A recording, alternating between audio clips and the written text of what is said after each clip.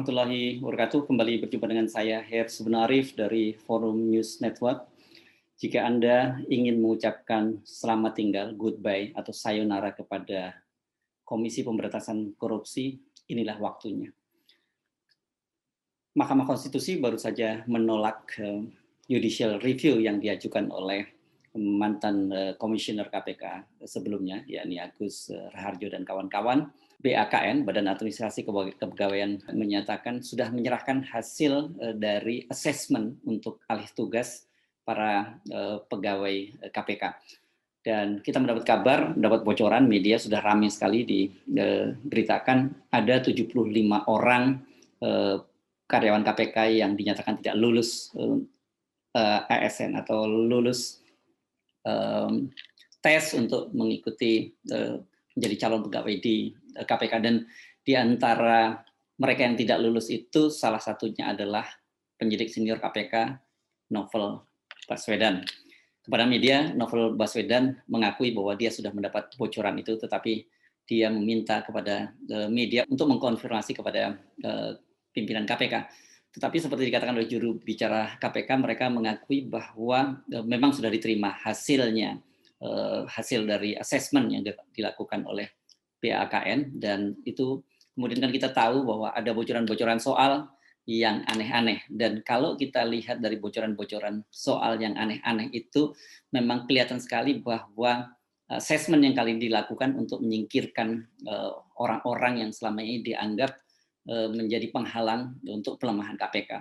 Kita tentu saja tidak ingin mengkultuskan sosok Novel Baswedan, tetapi kita tidak bisa menutup mata, menutup fakta bahwa memang selama ini Novel Baswedan bersama dengan sejumlah penyidik senior di KPK lah yang masih tetap mempertahankan integritas KPK di tengah pelemahan itu. Dan kita kan tahu bagaimana pengorbanan Novel Baswedan, kemudian dia sampai disiram air keras oleh 2 orang polisi dan kehilangan penglihatan, salah satu matanya buta dan satu matanya kabur. Memang luar biasa sekali pengorbanan dari Novel Baswedan untuk mempertahankan integritas dan melakukan pemberantasan korupsi. Dan sekarang Novel Baswedan bersama dengan 75 orang, begitu kabarnya, dinyatakan tidak lolos assessment. Artinya mereka akan dipecat dari KPK, dan ini akan berlaku mulai pada tanggal 1 Juni 2021.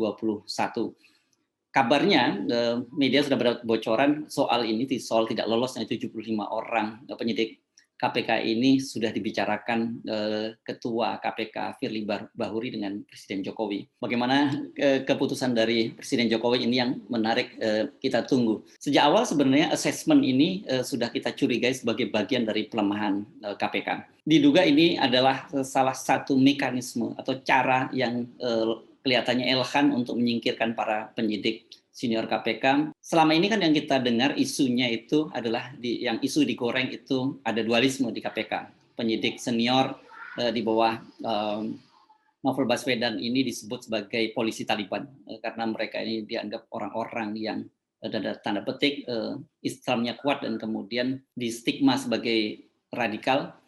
Dan polisi India ini adalah polisi yang korup, gitu digambarkan. Kalau kita nonton film-film ada polisi India itu adalah polisi yang korup dan kalau datang selalu terlambat. Begitu juga di KPK. Dan kita tahu kan kemarin baru saja ada seorang penyidik yang berasal dari kepolisian ditangkap karena memeras seorang wali kota, yakni wali kota Tanjung Balai M. Sahrial. M. Sahrial ini sedang diselidiki kasusnya oleh KPK, dan kemudian rupanya ada cincai dengan fasilitas dari Wakil Ketua DPR Aziz Samsudin, dan kemudian muncullah transaksi sebesar 1,5 miliar dari Wali Kota Tanjung Balai M. Sahrial dengan harapan kasusnya yang sedang diselidiki oleh KPK tidak dilanjutkan. Tetapi justru yang terjadi sekarang malah double kasusnya. Sahrial ditangkap karena menyuap atau dia mengaku diperas oleh petugas KPK, penyidik KPK, dan penyidik KPK yang berasal dari kepolisian itu juga sudah ditangkap. Isu polisi Taliban dan India atau kelompok radikal ini kelihatannya dalam kasus penyingkiran 75 orang karyawan KPK bersama dengan Novel Baswedan ini menurut Novel tidak cukup relevan. Menurut dia, mereka ini orang-orang yang disingkirkan ini adalah orang-orang, kalau alasannya kata Novel Baswedan karena alasan akademis, mereka ini orang-orang yang hebat-hebat, punya prestasi akademis. Kalau alasannya karena nasionalisme, mereka ini orang-orang yang selama ini bela negaranya kuat. Dan kalau alasan soal korupsi, justru mereka inilah selama ini yang berdiri di garda terdepan dalam pemberantasan korupsi.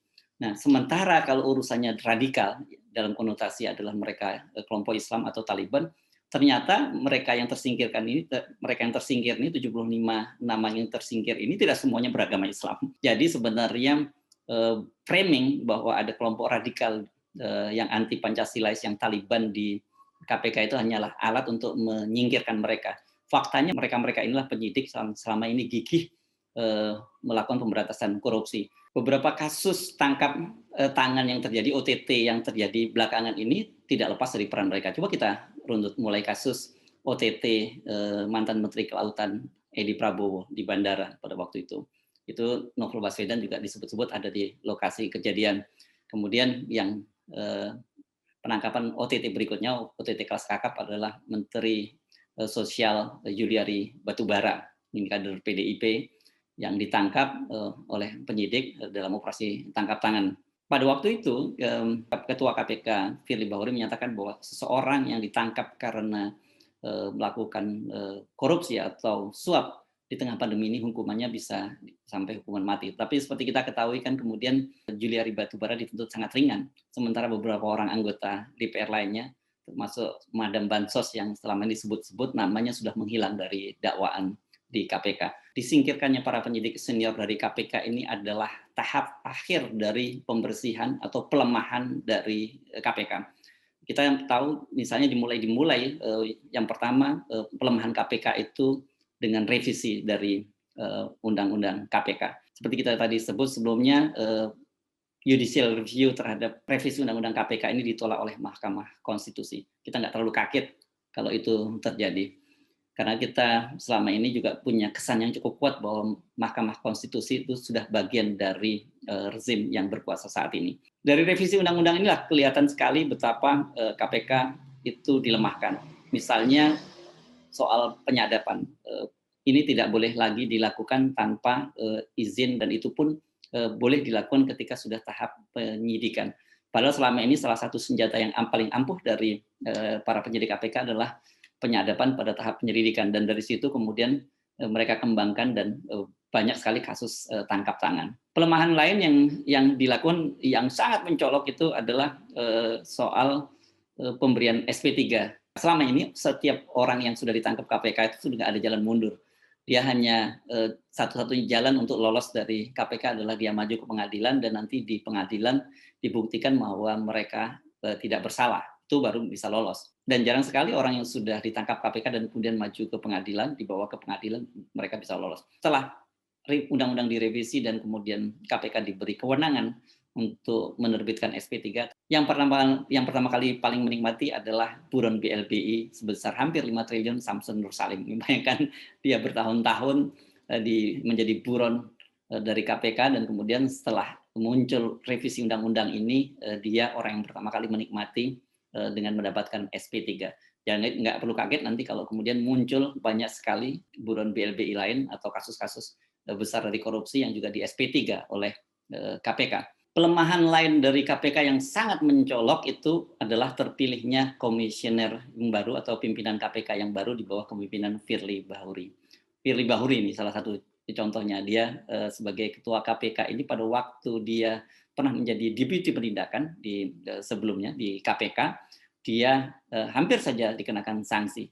Pada waktu itu dia diketahui melakukan beberapa kali pertemuan dengan Gubernur NTB pada waktu itu Tuan Guru Zainul Mahdi atau Tuan Guru Bajang yang saat itu tengah diselidiki oleh KPK dalam kasus korupsi pembelian saham PT Newmont. Firly pada waktu itu disebut-sebut melanggar kode etik, tetapi belum sanksi etik dijatuhkan kepada Firly, dia keburu ditarik oleh kepolisian, Mabes Polri, lembaga asal dia, dan kemudian malah dipromosikan menjadi Kapolda Sumatera Selatan.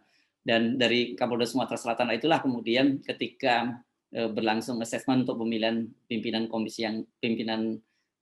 KPK yang baru, bahkan kemudian terpilih menjadi ketua KPK yang baru. Jadi Anda bisa bayangkan bagaimana integritas dari pimpinan KPK yang baru saat ini. Dan benar saja, tak lama setelah dia menjabat menjadi ketua KPK yang baru, Firly juga baru saja dikenai teguran ringan oleh Dewan Pengawas karena dia terbukti Ketika pulang kampung dia menggunakan fasilitas helikopter yang diduga berasal dari seorang pengusaha.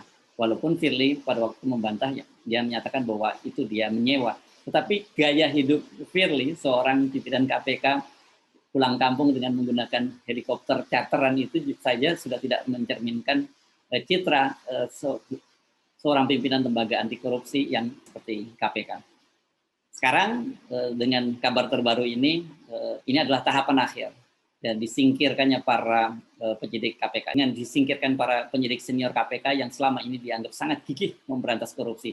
Jadi apalagi yang kita harapkan dari KPK?